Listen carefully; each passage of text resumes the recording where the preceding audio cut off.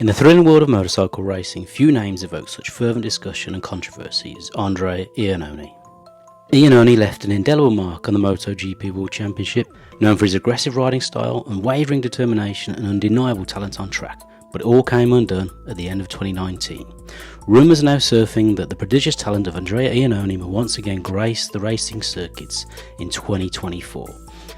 But what happened to Iannone, and what might have been in the 4 years he has been out of the racing world?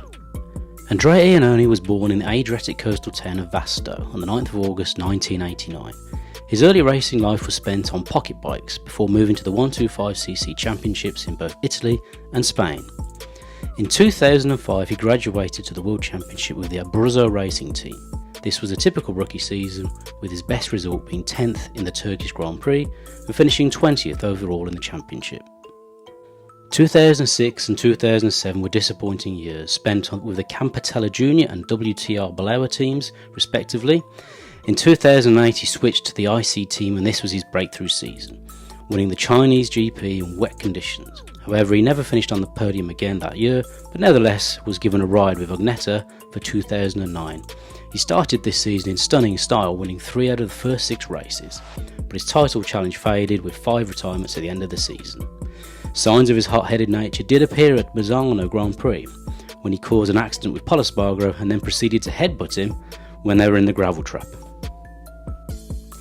In 2010 he moved up to Moto2 with Speed Up, and after a slow start to the season he went on a great run of victories and podiums, winning 3 races and scoring 5 other podiums, finishing 3rd overall in the championship. 2011 proved to be a very up and down season for Iannone, with inconsistency being his major downfall. Whilst being the only other rider besides Stefan Bradl and Marc Marquez to win more than one race, he would often find himself qualifying well outside the top 10. However, he still finished the season in 3rd place after beating Alex De Angelis in the final race of the season at Valencia. Iannone remained in the class for 2012 and was very consistent through the year with a couple of wins and podiums. This was the year that Marc Marquez really announced his arrival to the world, winning the championship in some style from Pol Espargaro. However, 2 consecutive 3rd places in the Moto2 World Championship were enough for Pramac Ducati to give him a 2-year contract in 2013 and graduate to MotoGP.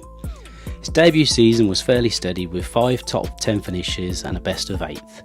2014 was much better, with Iannone being consistent top 10 finisher. With Cal Crutchlow deciding to leave the factory team, Iannone got his opportunity to ride on the Desmo Ducati the following year. For the 2015 season, Iannone partnered Andrea Dovizioso. The season started well, with Iannone achieving his first MotoGP podium, finishing 3rd in Qatar. At Austin he finished in 5th place behind Jorge Lorenzo and also recorded the first fastest lap of his MotoGP career. Iannone was on course for a 2nd podium in Argentina, but was passed for 3rd on the final lap by his predecessor Cal Crutchlow. At Phillip Island, Iannone was involved in a lengthy 4-way battle for third with 3 former world champions, Lorenzo Marquez and Valentino Rossi. He finished 3rd after overtaking Rossi on the final lap with 3 corners remaining. In this race he really could say that he could mix it with the best and should be a title contender for 2016. Alas, it didn't quite go that way. 2016 didn't exactly get off to a good start. In Qatar he crashed out whilst leading, and then Argentina was a complete disaster, with him taking out his teammate Dovi when attempting to pass him for 2nd place. Unbeknown to both Andrea and Dovi, Ducati had already secured the services of 5-time world champion Jorge Lorenzo.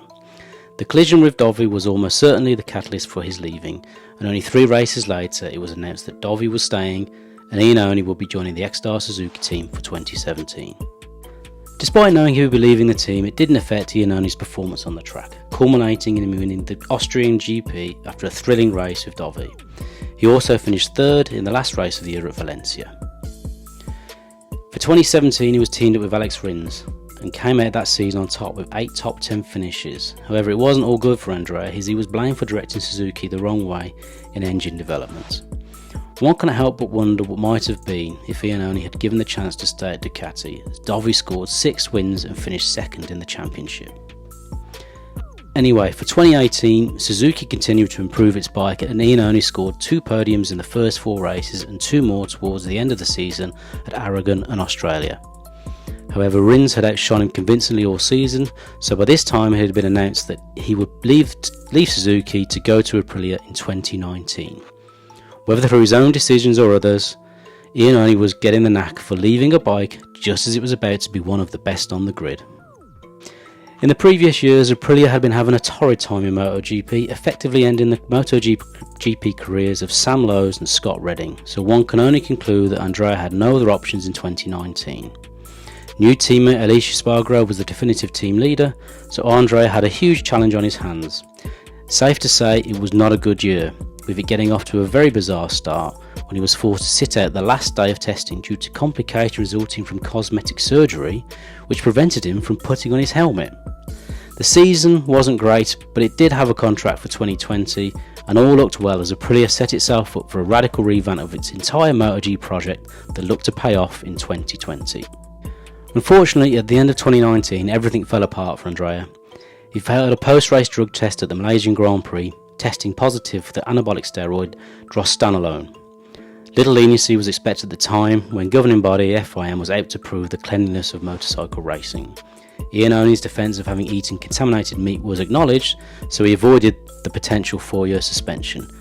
However, after a further 8 months of twists, appeals and counter-appeals, the 18-month ban he hoped to overturn had now become a 4-year ban after all.